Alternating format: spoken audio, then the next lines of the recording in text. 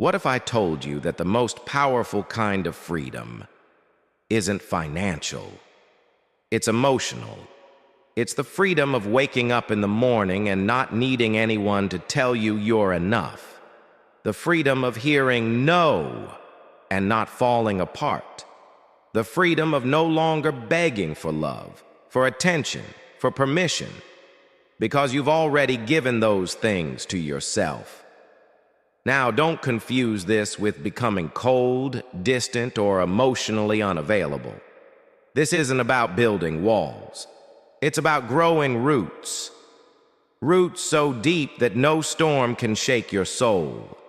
You see, we spend so much of our lives chasing freedom in all the wrong places. A bigger paycheck, a nicer car, a new relationship. But what happens when you finally get all of that and you still feel anxious, empty, and restless?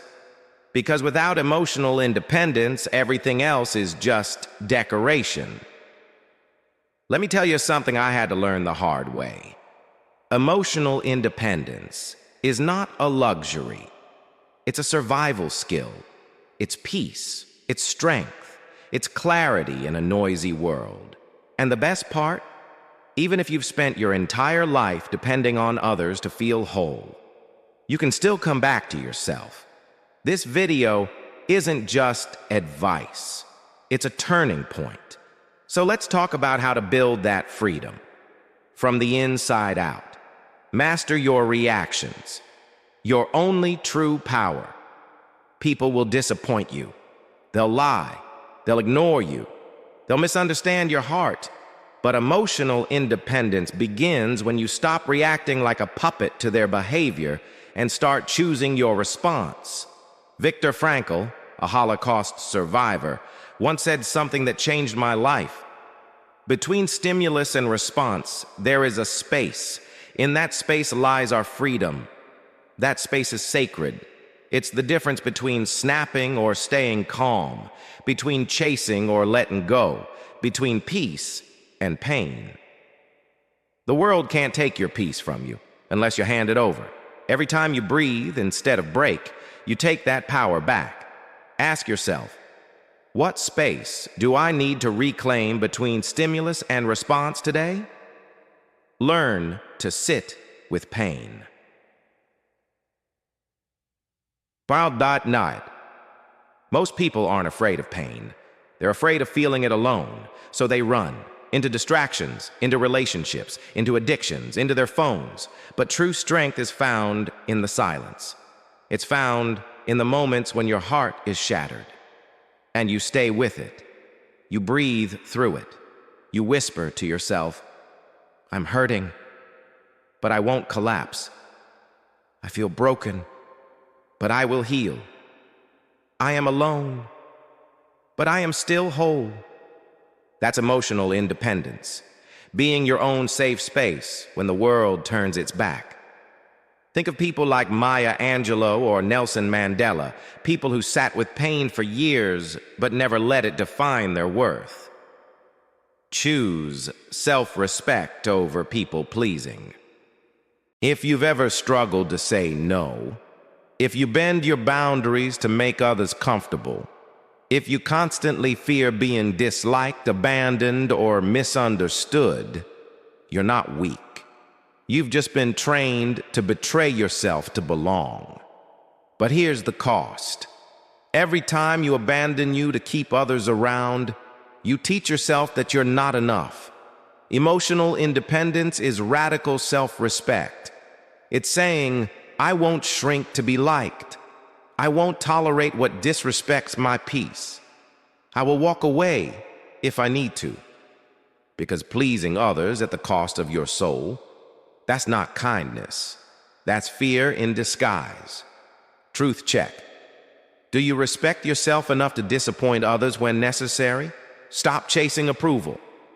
Validate yourself. We grow up learning that love must be earned. Be good, be quiet, be agreeable. Then maybe you'll be loved. And so we twist ourselves to fit in. We silence our truth for applause. We hide our light to be accepted. But here's the trap. If you live for their praise, you'll die in their silence. Emotional independence means you no longer need the world to clap before you believe in your own worth. You become your own applause. You look in the mirror and say, I see you. I respect you. I believe in you, even if no one else does.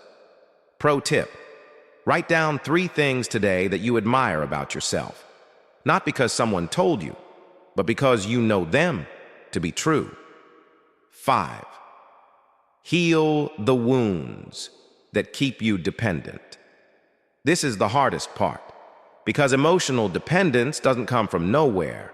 It usually starts early: a childhood where love was conditional, a relationship where your voice was ignored, a pattern where being yourself was never enough.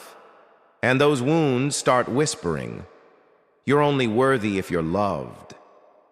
You'll be abandoned if you're not perfect. You're not strong enough on your own.